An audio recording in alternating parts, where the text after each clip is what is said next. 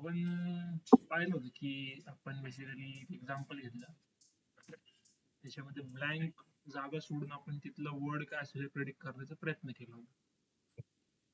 Based on context आपण तो word predict करू शकलो की इथं वर्ड काय असेल, है ना. मग आपण काय विचार केला की जर आजूबाजूच्या वर्ड्सने जर मी मधला वर्ड डिटेक्ट करू शकतो काय असेल, तर मॉडेलला पण मी असंच थोडं एक एम्बेडिंग बनवू शकतो ना, आजूबाजूच्या वर्ड्सने आत्ताच्या वर्डची एम्बेडिंग बनवू शकतो मी. ओके, हे मला वाटतं आपण ह्याच्याबद्दल पाहिलं होतं. आय थिंक पायटॉर्च बद्दल काहीतरी. ओके, वन हॉट एन्कोडिंग मध्ये आपण पाहिलं की जे एम्बेडिंग्स बनतात ते काही एवढे खास नसतात, स्पार्स असतात. त्याच्यानंतर आपण बॅग ऑफ वर्ड्स च पाहिलं, त्याच्यामध्ये पण एवढं काही खास नाही, फ्रिक्वेन्सी पाहतोय फक्त आपण. इथं काय तर continuous bag of words. Continuous bag of वर्ड्सचा आपण विचार करतो, एका एम्बेडिंग मध्ये आपल्याला काय पाहिजे, तर त्याचं जे मिनिंग आहे ते वेक्टर फॉर्मॅट मध्ये कॅप्चर तर झालंच पाहिजे, but it should be relative to all words. म्हणजे किंग आणि क्वीन याच्यामध्ये खूप फरक नसला पाहिजे या वेक्टर्स मध्ये, किंवा म्हणजे rich and let's say poor, हे दोन्ही वेक्टर्स अपोजिट पाहिजेत. असं सॉर्ट ऑफ एम्बेडिंग शिकले पाहिजे रिलेटिव्ह टू अदर्स. ते शिकण्यासाठी आपण वर्ड टू वेक वापरतो. वर्ड टू वेक इंटरनली कसं काम करतं, तर ते कंटिन्युअस बॅग ऑफ वर्ड्स वापरतं. कसं वापरतं, तर आधीचा वर्ड त्याच्या पुढचा वर्ड घेऊन आपण we try to predict the middle word. Okay, आता हे आधीचं आणि त्याच्या नंतरचा वर्ड कशावर डिफाईन, तर विंडो साईज वर डिफाईन होतं. तुमची विंडो साईज जी असेल तेवढे आजूबाजूचे वर्ड्स घेऊन मधला वर्ड प्रिडिक्ट होतो. ठीक आहे, मग हे विंडो साईज एक तुमची हायपर पॅरामीटर आहे. प्लस अजून एक hyper parameter D. D means the dimension of तुमच्या एम्बेडिंगचा. खूप छोटा ठेवला तर अंडर फिट होईल, समजू नाही शकणार ते एम्बेडिंग. खूप मोठा ठेवला तर ओव्हर फिट होईल, नॉइज कॅप्चर होईल, which is what we want, है ना. रॅन्डम एम्बेडिंग्स पासून चालू करतो आपण. रॅन्डमली काही एम्बेडिंग्स इनिशियलाइज करायचे, ते घेऊन we predict the middle word. आता आपण ते हे पाहिलं होतं की वर्ड्सला आपण इंडेक्स देतो आणि इंडेक्सला आपण वर्ड्स पण मॅप करतो. हे इंडेक्सिंग झाल्यानंतर मग आपण पर वर्ड एक रॅन्डम एम्बेडिंग इनिशियलाइज करून त्या एम्बेडिंगला अपडेट करत राहतो. कसं, तर we basically give the surrounding words and आहे ना, म्हणजे सराउंडिंगचे वर्ड्स देतो आपण. काय इथं आय आणि इथं पिझ्झा हे दोन वर्ड्स दिले. त्याच्यानंतर इथं सम आपण ऍक्च्युली कोड मध्ये ऍव्हरेज केलं होतं, विच इज ओके. सम आणि ऍव्हरेज शेवटी काहीतरी एक वेक्टर पाहिजे ज्याची साईज 1 × d असेल. त्याच्यानंतर काय तर एक डेन्स न्यूरल नेटवर्क मधून पास ऑन करा आणि त्याच्यानंतर तुमचा वर्ड प्रिडिक्ट करा. सॉफ्टमॅक्स. सॉफ्टमॅक्स इन द सेन्स काय, की तुमचा जो लव आहे त्याचा इंडेक्स लेट्स से 3 आहे, तर तुमच्या एंड मध्ये 3 प्रिडिक्ट झालं पाहिजे, है ना. इंडेक्स ऑफ लव्ह प्रिडिक्ट झाला पाहिजे.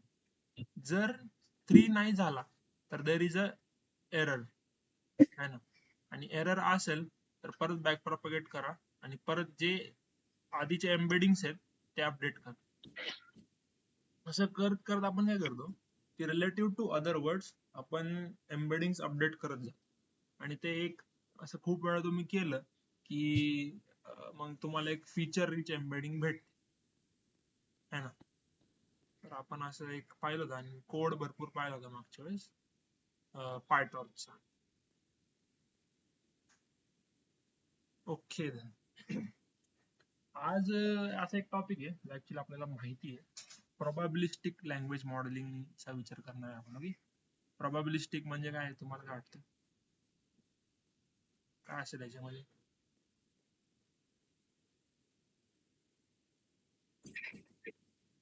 प्रोबॅबिलिस्टिक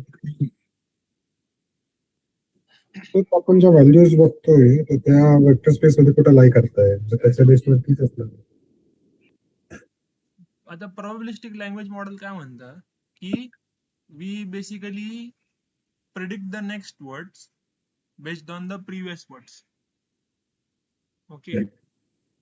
Predict ग्राम means का एनग्राम सारखं वर्क करतं. yes, ngram एक probabilistic language model आहे ना. ngram काय असं. म्हणतं की w let's say n आहे, चालू वर्ड जो आहे तो कशाने प्रिडिक्ट करा, wn-1. हेच काय आहे, दिस इज बायग्राम है ना. तर ट्रायग्राम कसं होईल, तर p चालू वर्ड wn-1, wn-2 ट्रायग्राम. समजतंय ना, मी काय जास्त एक्सप्लेन नाही करत. Predict next word based on previous words. हे प्रोबॅबिलिस्टिक लँग्वेज मॉडेलिंग झाली. ओके, तर आता आपल्याला एनग्राम माहिती, सो मी काही जास्त विचार नाही करत, त्याच्यामध्ये जास्त बोलत नाही. असं पटपट आपण बघतोय जसे की आय लव्ह पिझ्झा, आधीचं सेंटेन्स घेऊया. आता मला लेट्स की प्रोबॅबिलिटी काढायची या सेंटेन्सची, आय लव्ह पिझ्झा. तर मी काय करतो, प्रोबॅबिलिस्टिक लँग्वेज मॉडेल काय म्हणतं की तुला प्रत्येक वर्डची जी प्रोबॅबिलिटी ना तिला मल्टिप्लाय करावं लागेल. इन द सेन्स काय की पूर्ण सेंटेन्सची प्रोबॅबिलिटी काय आहे, तर actually it's a product of each individual word ची प्रोबॅबिलिटी इंटू ही या सेंटेन्सची प्रोबॅबिलिटी. ओके, आता ही कशी काढायची प्रोबॅबिलिटी, सिंपल आहे. टोटल वर्ड्स म्हणजे लेट्स से पी ऑफ मला आय काढायचे आहे ना, तर काय करतो मी, count of I divided by total words, काय 1/3 है ना. 1/3 1/3 1/3 म्हणजे याची अराउंड जी प्रोबॅबिलिटी आहे ती 1/27 येईल, बरोबर ना. पूर्ण सेंटेन्सची प्रोबॅबिलिटी. आता सेम गोज फॉर बायग्राम, सॉरी हे तर सेंटेन्सची प्रोबॅबिलिटी झाली. आता मला काय करावं लागेल की नेक्स्ट वर्डची प्रोबॅबिलिटी काढायची झाली, तर मला काय करावं लागेल की पेअर्स मध्ये आता विचार करावा लागेल, है ना. युनिग्राम किंवा एकच ग्राम जेव्हा असतो ना, तेव्हा आधीच्या वर्डची प्रोबॅबिलिटी कॅप्चरच होत नाही. Okay, we are just calculating the current वर्डची प्रोबॅबिलिटी आणि बस तेवढंच करतो आपण. It is independent of other words असं आपण इमॅजिन करतो युनिग्राम मध्ये. त्याचं एक नुकसान काय होतं की जेव्हा तुम्ही नेक्स्ट वर्ड प्रिडिक्ट करणार आहे, तेव्हा होतं काय की which ever word in that sentence has the highest probability, तोच वर्ड नेहमी प्रिडिक्ट होईल. म्हणजे गेटिंग माय सेंटेन्स, की इंडिपेंडेंट असल्यामुळे हायेस्ट ज्याची प्रोबॅबिलिटी त्यालाच मग प्राधान्य भेटत जात. पण तसं नाही पाहिजे आपल्याला. आपल्याला काय पाहिजे की कंटेक्स्ट पाहिजे, है ना. कंटेक्स्ट पाहिजे इन द सेन्स काय की पुढचा वर्ड आधीच्या वर्ड काय ह्याच्यावर डिटरमाइन झाला पाहिजे. मग ह्याच्या आधी काय होतं, तर ह्याच्या आधी म्हणजे बेसिकली लोक काय करायचे, लेट्स से की त्यांना पिझ्झा प्रिडिक्ट करायचा, म्हणजे कंडिशनल प्रोबॅबिलिटी गिवन काय आहे, तर आय लव्ह. आता लेट्स से की माझा sentence I love pizza and burger, तर मी जेव्हा पिझ्झा प्रिडिक्ट कराल ना, तेव्हा काय काय करतो मी, अख्खा सेंटेन्स घेतो, आय लव्ह पिझ्झा आणि मला इथं बर्गर प्रिडिक्ट करायला लागेल, लास्टला बर्गर ना, म्हणजे लास्टचा जो वर्ड आहे त्याची मला जर काढायची असेल प्रोबॅबिलिटी,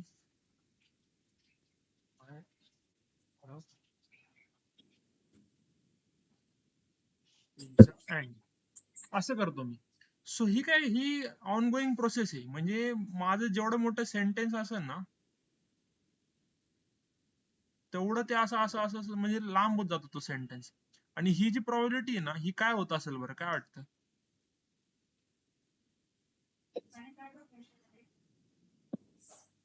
हा, असं म्हणजे क्लोजर टू झिरो जात असेल ना ही, हा है ना? मग इश्यू काय होतो की तुम्हाला एक वर्ड प्रिडिक्ट करायचंय, पण त्या एका वर्डची आधीच्या सगळ्या वर्ड्सची प्रॉबिलिटी घेतली, म्हणजे एवढ्या सगळ्या वर्ड्स आहेत आपल्याकडं, आणि आता पुढच्या वर्डची प्रॉबिलिटी प्रिडिक्ट करायची झाली तर ते झिरोच येणार ना. म्हणजे कॉम्बिनेशन होईल असं की आधीचे सगळे वर्ड्स येतील, लेट्स से 100 वर्ड्स आहेत. आपण असं पण नाही म्हणू शकत ना की 100 वर्ड्स मध्ये एखादा वर्ड मागे पुढे चालेल. ते ऍक्च्युली 100च्या 100 वर्ड्स आले पण पाहिजेत, तरच आपण 101th वर्डची प्रॉबिलिटी काढायची असं आपण म्हणतो. ह्याच्यामध्ये फ्लॉ काय होता की नेहमी प्रॉबिलिटी झिरो कडे जात होती. मग कोण आला तर मार्को आला, है ना? मार्को येऊन काय म्हणतो की ऍक्च्युली तुम्ही हे जे सगळं करत आहात ना, हे हे करतात तुम्ही आधी जे सगळे वर्ड्स घेतात, हे ऍक्च्युली ना तुम्ही डायरेक्ट असं अज्युम करा की it is dependent on only previous n n words. म्हणजे आय एन ला तुम्ही काय घेता की 2 घ्या, 3 घ्या, तर ऍक्च्युली अख्खे सेंटेन्स घेण्याच्या ऐवजी फक्त एन वर्ड्स घ्या आधीचे, असं तो म्हणाले त्याला. मग आपण ते युनिग्राम, बायग्राम, ट्रायग्राम असं ते चालू झालं नंतर आपलं. ओके.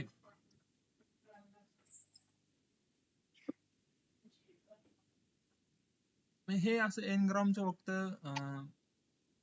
मॉडेल होतं, आणि त्यालाच आपण लेट्स से की फक्त एक जनरलाइज एकच फॉर्म्युला मध्ये लिहायचं झालं तर काय होईल, तर W K current word, okay, given W K minus 1, W K minus 2 till कुठपर्यंत जाईल, तर W1 जे काय तुम्हाला जिथपर्यंत जायचं, count of W K comma K minus 1 divided by count of wk minus 1 till w1 असं एक आहे. ओके. मॅक्झिमम लाईकलीहुड फंक्शन म्हणतात त्याला. ओके.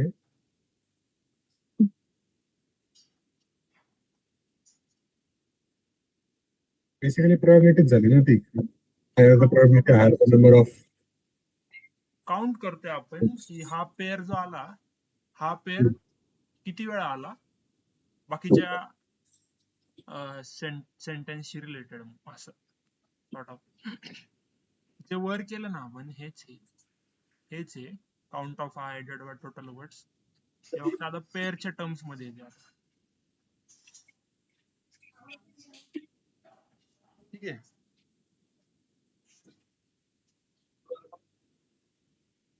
तर आहे ना याला एक अजून एक म्हणजे थोडासा वेगळ्या प्रकारे म्हणायचं झालं तर याला मॅक्झिमम लाईकलीहुड म्हणतात, आणि याला एनग्राम, असे दोन नाव आहेत त्याला, एनग्राम किंवा मॅक्झिमम लाईकलीहुड. आता इव्हॅल्युएशन कसं करतात त्याचं, हे बरोबर आहे का? तर त्याला म्हणजे काही हे वर्ड्स आहेत, काही टेक्निक्स आहेत इव्हॅल्युएशन. पहिलं आहे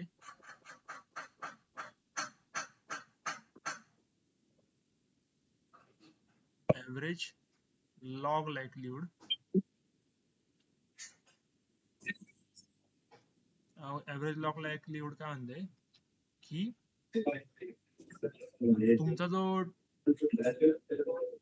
टेक्स्ट आहे त्याचा फॉर्म्युला लिहून काढतो, लॉग घेतो आपण बेसिकली प्रोबॅबिलिटीचा, इव्हॅल्युएशनच्या प्रोबॅबिलिटीचा. हा जो टेक्स्ट आहे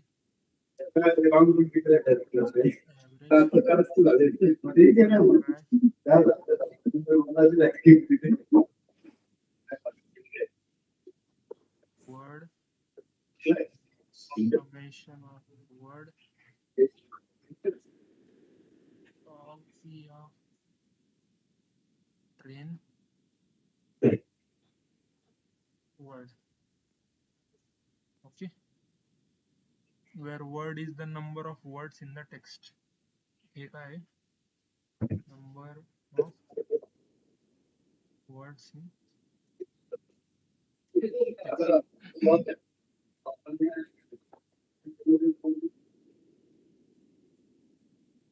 तुम्ही काय करताय इव्हॅल्युएशनच्या वेळेस प्रोबॅबिलिटी मध्ये टेक्स्ट देताय. तुम्हाला जे काही टेक्स्ट द्यायचं असेल ते इथं देता तुम्ही. ओके, हे टेक्स्ट दिल्यानंतर बेसिकली ते टेक्स्ट ऍक्च्युली ट्रेनिंगशी कम्पेअर होतं. म्हणजे प्रत्येक इव्हॅल्युएशनच्या टेक्स्ट मध्ये टेक्स्टला घेऊन ट्रेनिंगची प्रोबॅबिलिटी काय होती त्या वर्डची ती घेतली जाते. त्याचा लॉग घेतला जातो.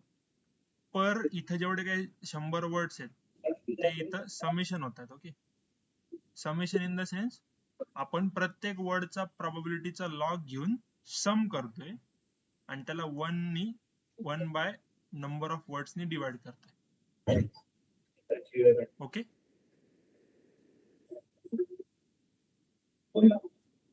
हॅलो हॅलो, हा ऐकतोय. हा, हे फॉर्म्युला समजला का? मग ते म्हणते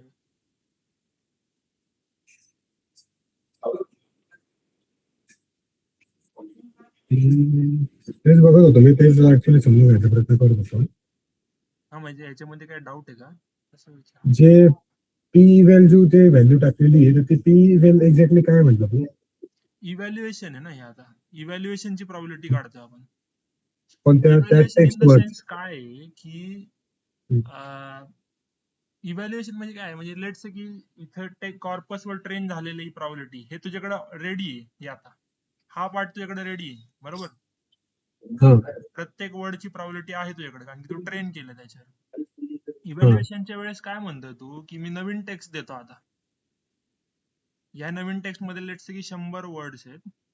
या 100 वर्ड्सला मी काय करतो, प्रत्येकाची प्रोबॅबिलिटी घेतो जी की ट्रेनिंगची प्रोबॅबिलिटी होती, त्याचा लॉग घेऊन ऑल द वर्ड्सच्या लॉग ऑफ प्रोबॅबिलिटीच्या लॉगला सम करतोय मी.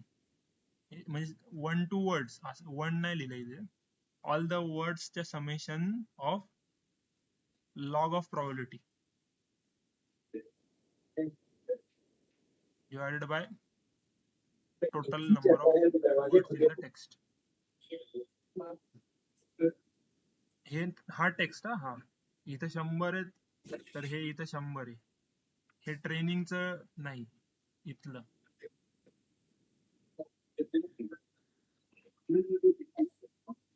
ओके, ओके, आणि त्याचा सबमिशनचा लॉग घेतला आपण जे की ट्रेंड वर्डचा नंबर आहे. त्याचा मॉड घेतला जे काय तुझी ट्रेनिंग झाली ना त्याची प्रोबॅबिलिटी आहे आता तुझ्याकडे. बस तू लॉग घेतोय त्याचा दरवेळेस. ऐक ना, एक नंबर कन्सिडर करू आपण. आता ट्रेनिंग केली आपण, त्याची प्रोबॅबिलिटी आली 0.72. किती आली? 0.72 फॉर एक्झाम्पल. ओके, एक मिनिट. ते मला पिक्चराइज होत नाही, व्हॅल्यूज टाकलं. लव पिझ्झा हा ठीक आहे. टेक्स्ट दिला 1/3 ऑब्विसली. समेशन ऑफ समेशन लिहून असतं. लॉग ऑफ लॉग असं नको लिहायला, मला वाटतं याला असं लिह. Probability of I plus log of probability of love आणि ते कन्सिडर कर पुढचं पिझ्झा पण आहे ना. हे काय आहे? म्हणजे लॉग ऑफ 1/3 प्लस 1/3. हा, आता 1/3 चा लॉग काय? 0.33 चा लॉग बघावं लागेल, एक मिनिट. 1/3 चा लॉग -0.44. किती येतं? मायनस मायनस कसं काय? मायनस कसं? 0.33.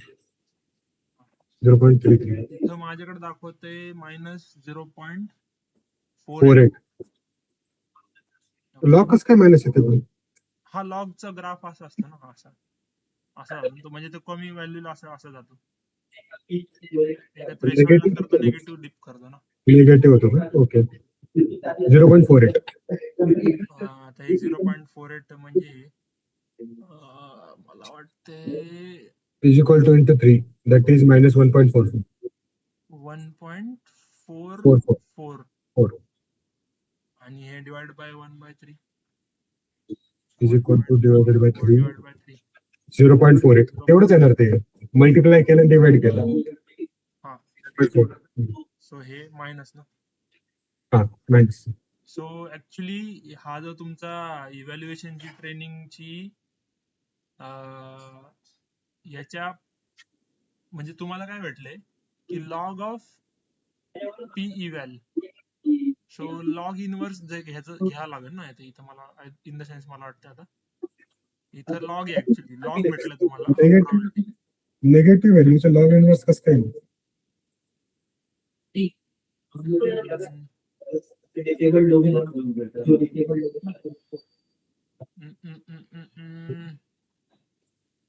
हा तेवढं काय की याचा काय म्हणतो आपण त्याला काय लॉग मध्ये निगेटिव्ह नंबर नाही चालत. तर लॉग निगेटिव्ह येऊ शकतो ना. तर आता तो लॉग मध्ये निगेटिव्ह नंबर जाणार आहे जर तू इनवर्स लॉग करतोय तर. लॉग इनवर्स करतोय तर काय करता येईल का लॉग ऑफ नाही करता येणार. तो LHS वाला लॉग आहे ना. LHS वाला लॉग जर तू तिकडे लॉग इनवर्स करायला गेला तर ते लॉग मध्ये व्हॅल्यू जाते -0.48. काहीतरी चुकतंय ओके आणि ते नॉट नंबर येईल काहीतरी व्हॅल्यू. ते नंबर नसतो तो. लॉगला निगेटिव्ह व्हॅल्यू नाही चालत. एक मिनिट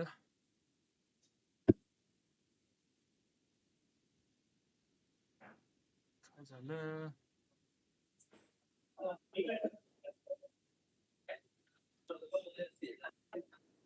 माझी स्क्रीन दिसते का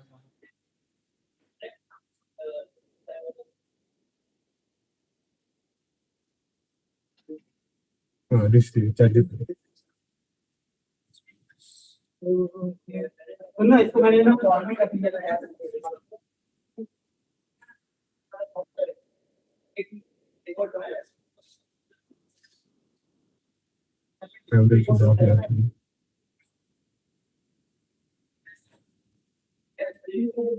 ऍव्हरेज लॉग लाईकलीहुड. अच्छा तो नंबरच घ्यायचा आहे फक्त. हा म्हणजे ऍक्च्युली त्यांचा पण निगेटिव्ह झाला. Higher log average log likelihood means the model predicts document better आणि is less likely under the model. म्हणजे आपलं सोर्स होय हा म्हणजे त्याचं लॉग इनवर्स वगैरे काही घ्यायचाच नाही. म्हणजे ती ऍक्च्युली व्हॅल्यू निगेटिव्ह पण जाऊ शकते पॉझिटिव्ह पण जाऊ शकते. नाही फक्त निगेटिव्हच आहे. तिथं वरती दिलेलं आहे ना बघ ना. हायर लेस निगेटिव्ह आणि मोर निगेटिव्ह. पॉझिटिव्ह कुठे म्हटलं? Okay okay okay okay yes yes yes. Value negative येणार त्याचा. निगेटिव्ह आहे व्हॅल्यू याची. हा ती 0च्या जवळ पाहिजे फक्त. हा बरोबर. म्हणजे ओके मग ठीक आहे आपण लॉग इनवर्स वगैरे काही घ्यायचं नाहीच आहे आपल्याला. तेच म्हटलं लॉग इनवर्स होणारच नाही तिथे आधी निगेटिव्ह व्हॅल्यूचा. एकदा सांग ना फक्त समजा पूर्ण सायकल. हाच एक्झाम्पल घे ChatGPT वाला. हे इथं समजू का मग इथं समजा सी हे तुम्हाला दिसतंय का वर्ड्स घेतलेत आपण I love Hello. NLP per word probability ही ट्रेनिंगची आहे नॉट ऑफ हा. ट्रेनिंग कॉर्पसची प्रोबॅबिलिटी पर वर्ड.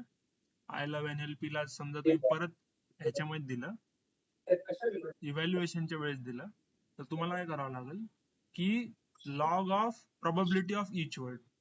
आता ही प्रोबॅबिलिटी आहे तर काही वेगळं लिहायची गरज नाही. लॉग ऑफ 1/3 जे केलं ते इथं त्यांनी लॉग ऑफ इच वर्ड केलेलं आहे ना. त्याच्यानंतर त्यांनी काय केलं तर सम केलंय. इच वर्डच्या प्रोबॅबिलिटीच्या लॉगला सम केलं. त्या समेशनला डिवाइड केलं total number of words. Okay number of words makes it log likelihood होतं इथपर्यंत आणि ऍव्हरेज टाकलं त्यांनी इथं नंबर ऑफ वर्ड्सने डिवाइड करून. सो त्यालाच म्हणतात average log likelihood is equal to sum of log of probabilities of all words divided by number of words. Average log likelihood. तर आपण कन्सिडर काय करत होतो, context is equal to number of words. इथे त्यांनी काय कन्सिडर केलं, context भले मोठा आहे पण त्यांनी जर एक्झाम्पल सेंटेन्स घेतलं त्याचं जे काही वर्ड्स आहे त्यांची प्रॉबिलिटी वेगळी काढली. आपण डायरेक्ट 1/3 केलं. दोन डॉक्युमेंट कन्सिडर केले बेसिकली. आणि ते ते ते पण बरोबर आहे ना, की जेवढं तुमचं वर्ड्स वाढतील तेवढी ऍव्हरेज लॉक लाईक्लीहुड कमी कमी होत जाईल ना. म्हणजे बरोबर. बरोबर चांगली होत जाईल. कमी म्हणजे 0च्या जवळ आहे ना, हा तेच, चांगली होत जाईल असं. चांगली होती. ठीक आहे, बाकी ही एक टेक्निक होती. मला हे समजत नव्हतं निगेटिव्ह व्हॅल्यूज कसं काय डिराईव्ह होते. या ओके. आणि क्रॉस एंट्रोपी एक टेक्निक आहे. Cross entropy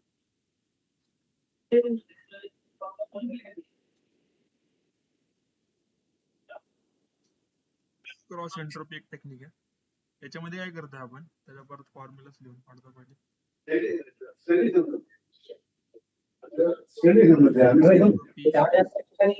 our is equal to minus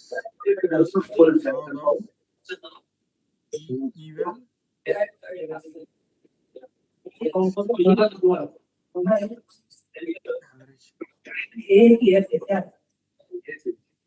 मला वाटते हे जे वरच जे केलं ना आपण, हे म्हणजे हा जो पोर्शन केला ना, हाच मला वाटतं फक्त यांनी ते नेगेटिव्ह घेतलेला आहे. बरोबर का? बरोबर. म्हणजे त्यांनी बेसिकली 0.48. बरोबर आहे ना, क्रॉस एंट्रोपी पॉझिटिव्ह पाहिजे ना. तेच फक्त ते ऍव्हरेज लॉक लाईक्लीहुडचा मायनस घेतला त्यांनी. बरोबर, मायनसचा मायनस प्लस होता. बरोबर आहे. हा. आणि अजून एक फॉर्म्युला म्हणजे परप्लेक्सिटीचा. परप्लेक्सिटी म्हणजे काय की मॉडेल किती कन्फ्युज्ड आहे. हॅल्युसिनेट करते असं. हा म्हणजे जेवढी कमी परप्लेक्सिटी तेवढं चांगलं. E raise to cross entropy of text. हे जर या क्रॉस एंट्रोपीला तुम्ही ई रेस टू केलं की परप्लेक्सिटी भेटली. जेवढी कमी परप्लेक्सिटी तेवढा चांगला मॉडेल. ओके. हे 3 टेक्निक्स आहेत, ऍव्हरेज लॉक लाईक्लीहुड, क्रॉस एंट्रोपी आणि परप्लेक्सिटी. ठीक आहे, आपण मग पुढे जाऊया. आता काय होतं कधी कधी की तुमच्याकडे प्रोबॅबिलिटी आहेत, टेक्स्टच्या वर्ड्सची प्रोबॅबिलिटी. टेक्स्ट मध्ये जे वर्ड्स आले, एक नवीन वर्ड आला तेव्हा प्रॉब्लेम होईल ना. नवीन वर्ड येऊन काय करतो की जी चेन आहे बायोग्रामची, लेट्स से की हे असेल तर हे इंटू हे असेल तर हे, अशी कंडिशनल प्रोबॅबिलिटी जी चेन आहे, एक जरी चेन मध्ये 0 असेल तर अख्खी प्रोबॅबिलिटी 0 होऊन जाते. मग हा प्रॉब्लेम कधी होतो की जर नवीन वर्ड आला तर. नवीन वर्डची प्रोबॅबिलिटीच नाही ना ट्रेनिंग कॉर्पस मध्ये. पण त्यावेळेस काय करता तुम्ही, स्मूथनिंग करता. केस स्मूथनिंग जर तुम्हाला आठवत असेल तर. स्मूथनिंग इन द सेन्स काय, नवीन वर्ड साठी तुम्ही थोडी सोय करून ठेवता. 3 नंबर का दबा, 3 नंबर का. हॅलो, बोल ना. अरे म्हटलं की परप्लेक्सिटीला आपण ड्रिफ्टिंग म्हणू शकतो का? ड्रिफ्टिंग नाही, हे वेगळं आहे, हे वेगळं आहे, हे वेगळं आहे का? हे वेगळं आहे. पण ते अर्थ नाही समजलं त्याचा. Perplexity of text is equal to e raise to cross entropy of text. Perplexity म्हणजे काय आहे की मॉडेल किती चांगलं प्रिडिक्ट करू शकतो. ते काहीच अकाउंट मध्ये घेत नाही. हे पूर्ण प्रोबॅबिलिस्टिक आहे. ह्याला असं काही मॅथमॅटिकल हे नाहीये. नाही, प्रोबॅबिलिस्टिक तर अख्खाच येतं, ते मान्य मला. बट त्या शब्दाचा अर्थ एक्झॅक्टली मॉडेल काय करतंय म्हणजे मग काय होतंय. आता मला ड्रिफ्टिंग काय वाटलं ते, कारण की मॉडेल जर जेव्हा ट्रेनिंगच्या टाइमला जर कोणत्याही कॉर्पस व्यवस्थित त्याची ट्रेनिंग झाली नसेल तर ते ड्रिफ्ट करतं आणि चुकीचे आउटकम देते आणि त्याच्यानंतर हॅल्युसिनेट होते ते करत. तू जे म्हणतोस काही ना, models- तू जे मॉडेल म्हणतोस ना ते नाही समजले. तू बेसिकली जीपीटी किंवा ह्याला इथं कम्पेअर नाहीच करू शकत कधी. त्याच्यासाठी हा फॉर्म्युला बनलेलाच नाहीये परप्लेक्सिटी. परप्लेक्सिटीचं काय म्हणणं आहे की मला प्रोबॅबिलिटी द्या तुमच्या वर्ड्सची, मी त्या प्रोबॅबिलिटीच्या बेसिसवर मॉडेल कन्फ्युज होईल का नाही होईल हे सांगतो.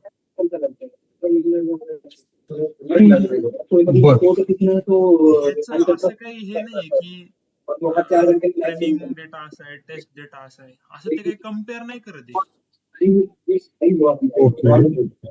ओके, म्हणजे नवीन टेक्स्ट आला, ट्रेनिंग मध्ये असं लॉग ऑफ प्रोबॅबिलिटी होती, त्याचं समेशन केला, त्याला मायनस करून रेस टू ई केला, एवढंच. फक्त प्रोबॅबिलिटीचा खेळ आहे परप्लेक्सिटी म्हणजे तुमच्या जीपीटी किंवा बर्ट मॉडेल्स मध्ये प्रोबॅबिलिटी येते, बट ते वेगळ्या प्रकारे येते सॉफ्ट मॅक्स थ्रू.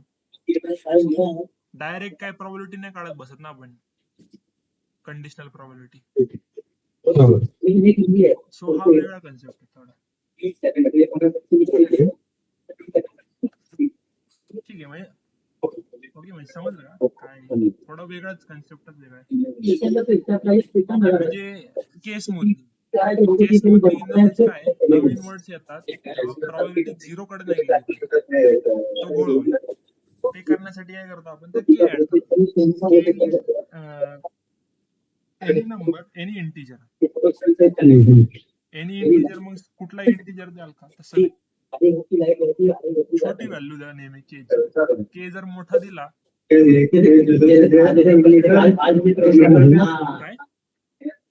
बोला तर एनी इंटिजर द्या, पण के ची व्हॅल्यू नेहमी छोटीच ठेवा. का, कारण की नवीन वर्ड्स आले तर नवीन वर्ड्सला फक्त आपल्याला 0 ने होऊन द्यायचे, एवढीच काळजी घ्यायची. म्हणून के द्या पण छोटा द्या. आणि हे काय व्ही, तर वोकॅब्युलरीची साईज तुमची, vocab size. Okay, number of unique words in the model, vocab size. Advance smoothing कशी होईल, स्मूथनिंग सिंपल आहे, के च्या ऐवजी 1 ठेवा, ऍड 1, ऍड 2, एके के स्मूथनिंग, काउंट ऑफ डब्ल्यू. आणि के ऍड 1 स्मूथनिंगच ऍक्च्युली फेमस आहे,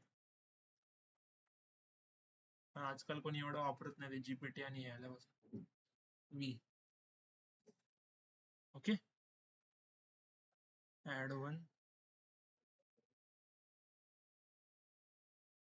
स्मूथनिंग.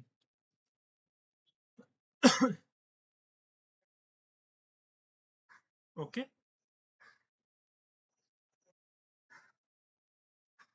आता समजा मला एक असं मी विचार केला की न्यू वर्ड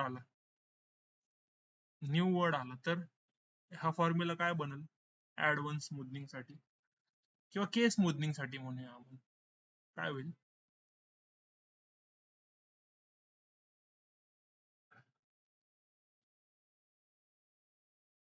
हे होईल ना, फक्त हेच उरल.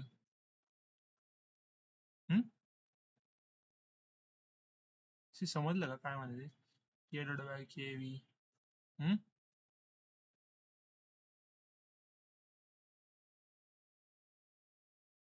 हॅलो, अरे सॉरी, मी माईक म्यूट केला पण मी इकडे बोलतोय. मी तेच म्हणत होतो की WK+1 होईल तो, पण ते नलिफाईड होईल, तर ते केच राहील आणि खाली के व्ही होईल, ते के स्मूथनिंगचा 1/v होईल है ना. असा याचा अर्थ होईल की 1/f ची साईज आपण ठेवतो नवीन वर्डच्या प्रोबॅबिलिटी साठी. ओके, ठीक आहे.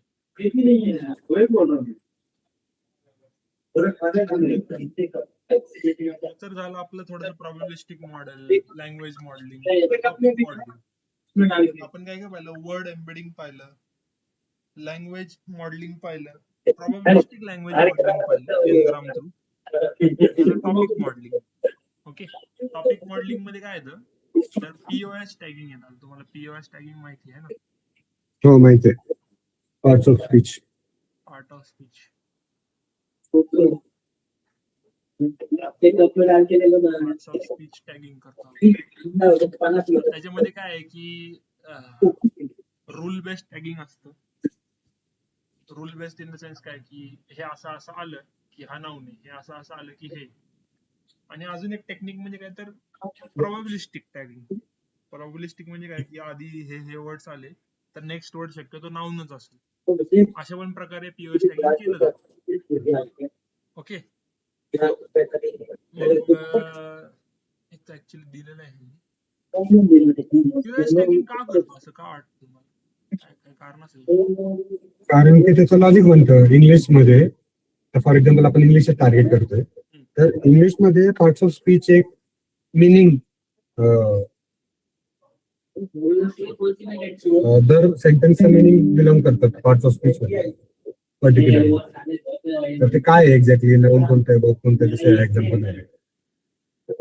त्याच्या पोझिशन मॅटर करतात. आहे त्याच्यामध्ये ऍक्च्युली बेअर दोनदा आलं, पण बेअर दोन्ही सेंटेन्स मध्ये वेगळं आहे.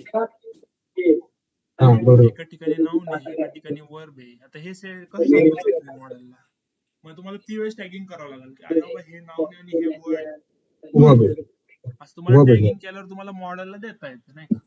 तेच आता तेच मार्कोवने अजून एक काय विचार केला की एक तर झालं कंडिशनल प्रॉपर्टी.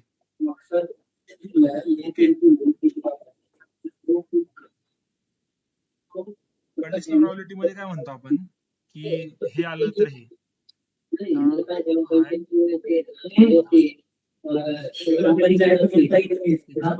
ह्याच्यामध्ये हे नाऊन आहे, हे काय वर्ब होईल है ना, आणि दिस इज प्रोनाउन. तर मी हे करायचो आधी की आय ची प्रॉबिलिटी काढायचो, सॉरी लव्ह ची प्रॉबिलिटी काढायचो गिवन आय. मार्को काय म्हणतो की तुम्ही हे तर ठेवाच, पण प्लस अजून एक प्रॉबिलिटी काढा की ऍक्च्युली वर्ब जो होता तो प्रोनाउन मधून कधी ट्रान्झिशन झालं तुमच्या कॉर्पस मध्ये, आणि या दोघांची पॉवर मिळून मग पुढचा वर्ड प्रेडिक्ट करा. समजलं मला काय म्हणायचं?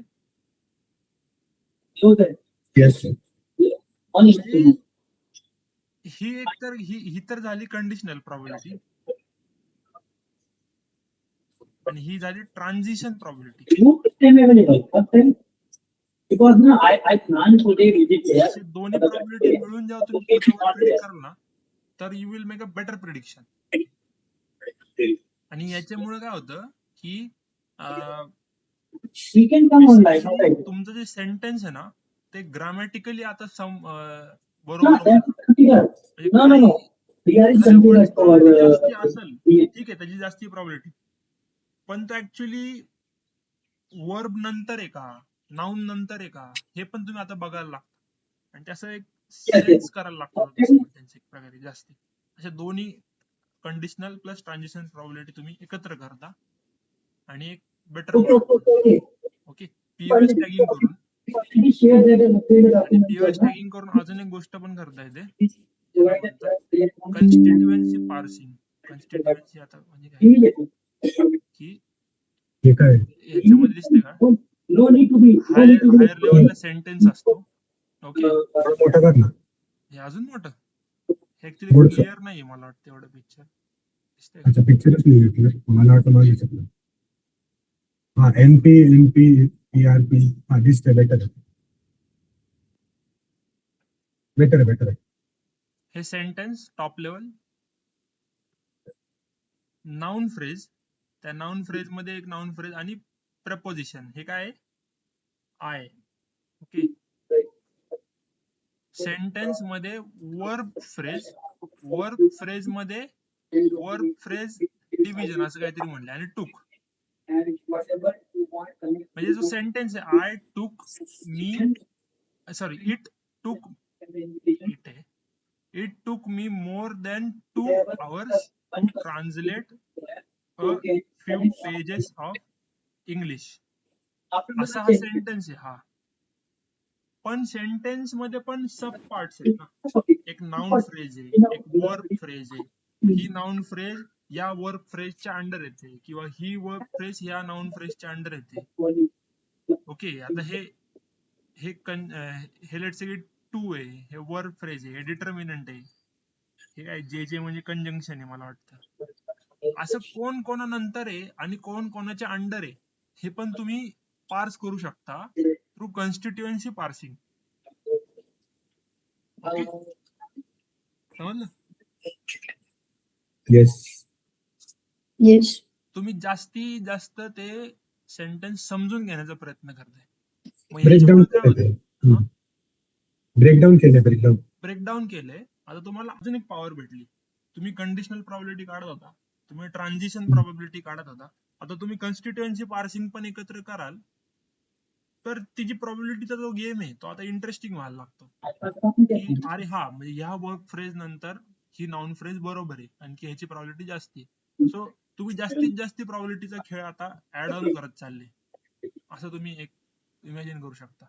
आणि हे जे वरच जे आहे हे केले आपण कॉन्स्टिट्युएन्सी पार्सिंग, याचाच अजून एक सेमच आहे, काही वेगळं नाहीये, त्याला म्हणतात dependency parsing. Dependency in the sense काय आहे की कुठला वर्ड कोणावर डिपेंडेंट आहे. ओके. आणि हे पण ते बॅग ऑफ वर्ड सारखं फिक्सच केलेलं आहे का? हा, मला नाही समजलं. आता बॅग ऑफ वर्ड्स मध्ये बघ अशी डिक्शनरी टाकली शब्दांची त्याच्या मिनिंग सोबत, राईट? दुसरी गोष्ट आता पीओएस टॅगिंग केली आपण. हा हा पीओएस टॅगिंग मध्ये आपण काय करतोय, कोणत्याही वर्डचा पीओएस टॅगिंग लावून त्याला एक मिनिंग देतोय. सेंटेन्स मध्ये कुठे तू पोझिशनली राहायला पाहिजे त्या हिशोबाने. आणि हे जे तू म्हणतो आता डिपेंडन्सी पार्सिंग सॉरी, तर हे डिपेंडन्सी पार्सिंग पण त्या रूल वाईज फिक्सच केलेलं असतं का? हा म्हणजे आता हेचे पण काही मॉडेल ऑलरेडी प्रिटेंड. आता स्पेसी सारखी जी लायब्ररी आहे ना, तर त्या स्पेसी लायब्ररी मध्ये स्मॉल, मीडियम आणि लार्ज असे 2 प्रकारचे मॉडेल आहेत इंग्लिशचे, 3 प्रकारचे. तर त्याच्यामध्ये डिपेंडन्सी पार्सिंग करता येतं. ह्याच्यावर असे प्री ट्रेन मॉडेल्स आहेत. तुम्हाला जर इंग्लिशचे भरपूर नॉलेज असेल तर तुम्हाला समजेल कोण कोणानंतर आहे. बट ह्याच्यावर पण ऑलरेडी प्री डिफाईन मॉडेल्स आहेत स्पेसीचे.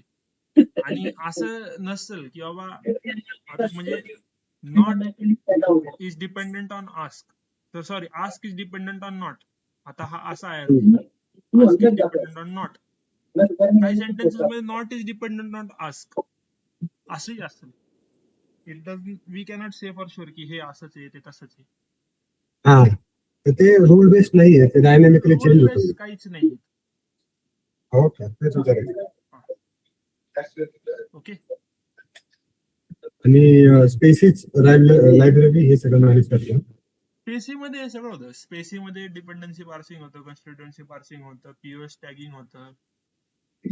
मग तसं मॉडेल ट्रेनिंगला हा मॉडेल ट्रेनिंग करताना आपण बघ कसं वर्बर्स ट्रू करतो, काही गोष्टी ट्रू फॉल्स करतो, तसं मग त्याच्यात पण आहे का ते की पीओएस टॅगिंग डिपेंडन्सी मॅप करणं?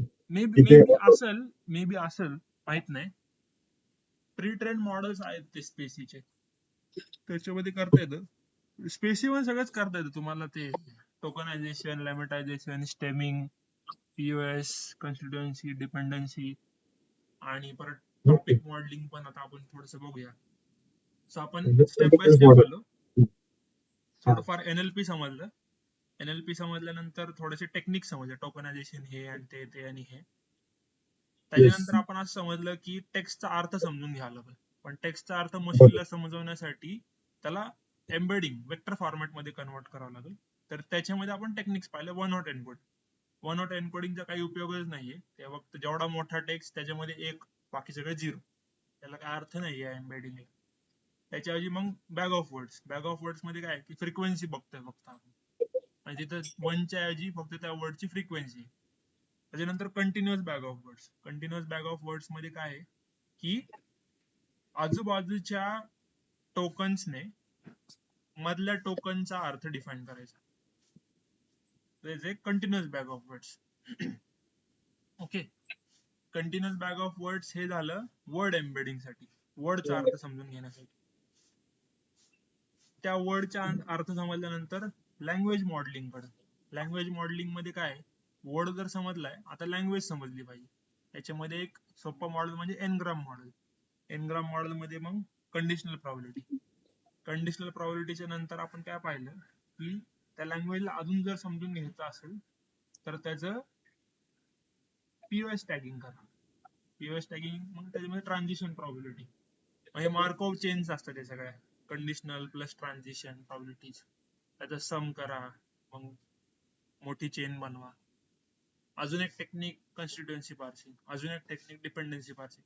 असं आपण हळूहळू आता लँग्वेज पासून टॉपिक मॉडेलिंग कडे आलो.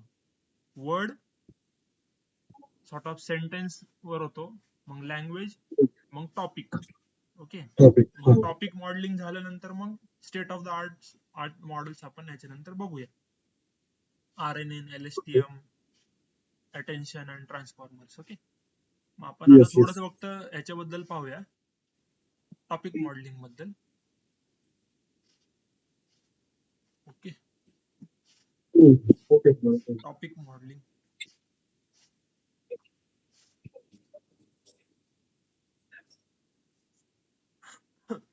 ओके, टॉपिक मॉडेलिंग मध्ये काय म्हणतो आपण की काही लेट्स डॉक्युमेंट्स आहेत तुमच्याकडे, त्या डॉक्युमेंट्सच्या बेसिसवर तुम्ही त्याला एका टॉपिक मध्ये डिवाइड करता की हे डॉक्युमेंट ह्या टॉपिकचं, ते डॉक्युमेंट ह्या टॉपिकचं आहे ना. हिडन जे पॅटर्न्स आहेत त्या डॉक्युमेंट मध्ये ते तुम्ही समजून घेण्याचा प्रयत्न करत आहात. त्यासाठी एक अनालिसिस आहे, LDA म्हणतात त्याला, लेटंट डिरिचलेट अनालिसिस. लेटंट डिरिचलेट अलोकेशन आहे, सॉरी, अलोकेशन, LDA.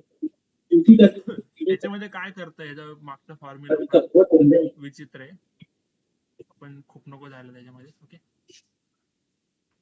इमॅजिन करा असे काही ट्रायंगल्स आहेत, ट्रायंगल हा झाला.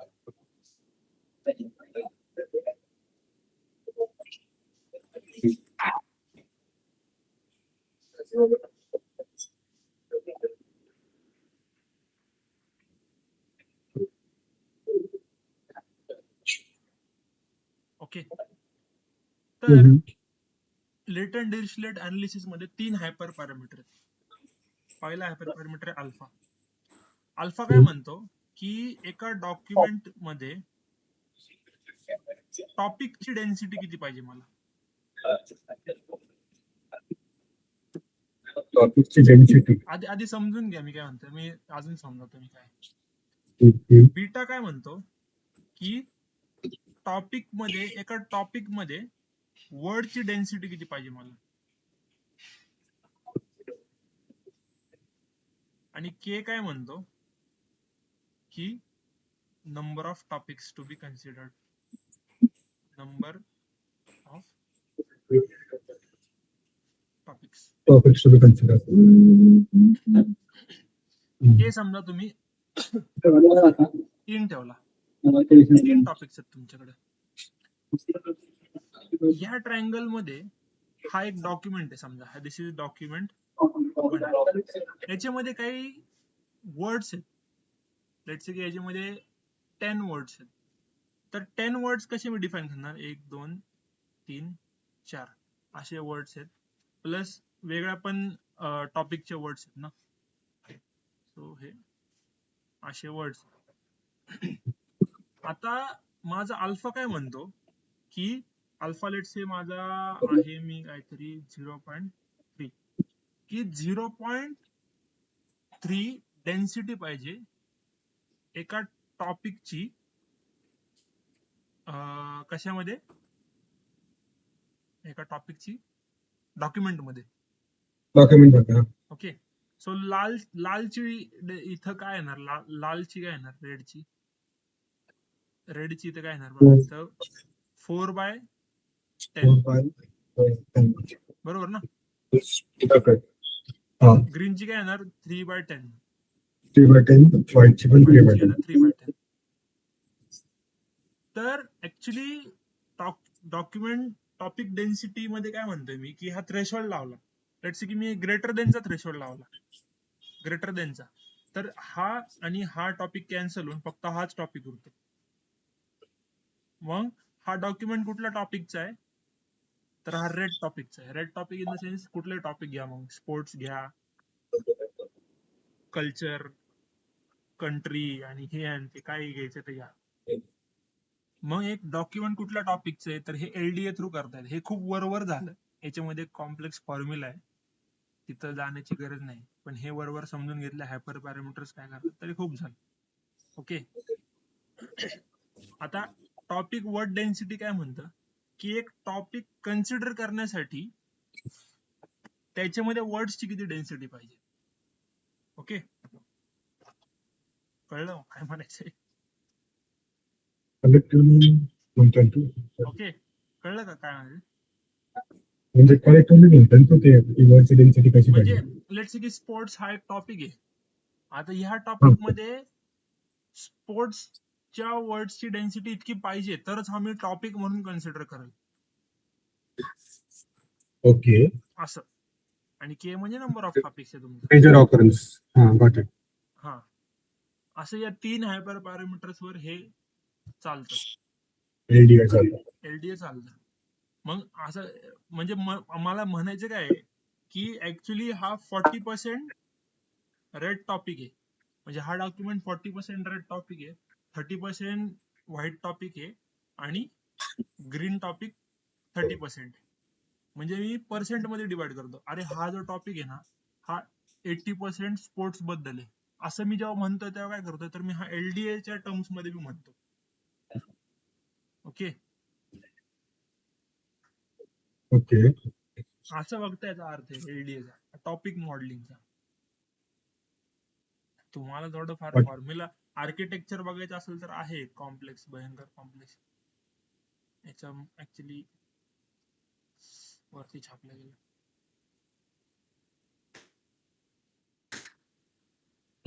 असं याचं आर्किटेक्चर आहे एलडीएच. तुम्हाला समजते नाही समजते बघा आता, पण काही गरज नाही एवढं घुसण्याची त्याच्यामध्ये. अरे वा. Multi modal. हा? समजलं. डेरिशलेट शब्दाचा अर्थ काय. डिरिशलेटचा बघ बरं.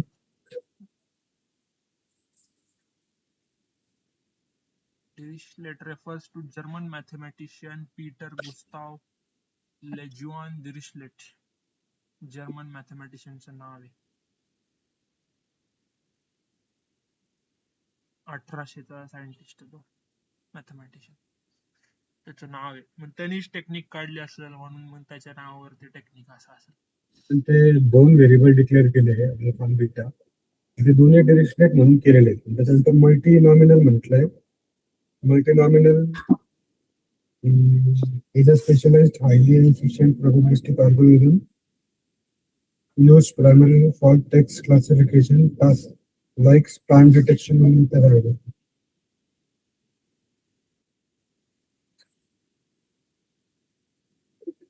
ओके, ठीक आहे. म्हणजे कलेक्टिव्हली ते आपण डायरेक्टली यूज करतो ना, असं काही आर्किटेक्चर मध्ये घुसायची गरज नाही त्याच्यात. कारण की त्या मल्टीनॉमिनल मध्ये जे काही अल्गोरिथम्स लावले असतील त्या आपण जे वरती बोललो असतो त्याच हिशोबाने काय म्हणता आपण त्याला एका ऑर्डर मध्ये कनेक्ट केलेले असतात, जसं आपण डेन्स लेयर्स म्हणतो. असेल. राईट. हे खूप जुनी टेक्निक आहे, म्हणजे it's too old to even have neural network. 1800 ची टेक्निक आहे. ओके, ठीक आहे. जास्ती विचार करायची गरज नाहीये. हे असं असं आहे. जनरल मध्ये समजलं तरी बाद झालं. कोणी विचारत पण नाही एवढं. फक्त आहे बाबा ही टेक्निक, काय करते ही टेक्निक. डिराईव्ह कुठून झाल्या गोष्टी बाकी हा गोष्टी डिराईव्ह कुठून झाल्या पाहिजे तसं. हा हा असं असं. हम्म.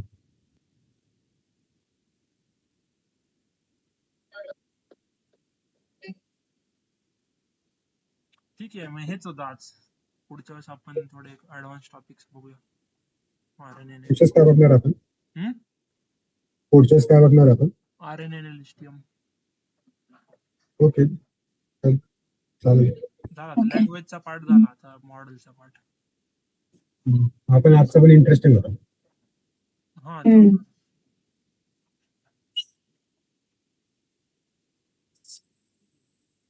थांबूया मग. Okay, thank you. Yes thank you. Yes, thank you.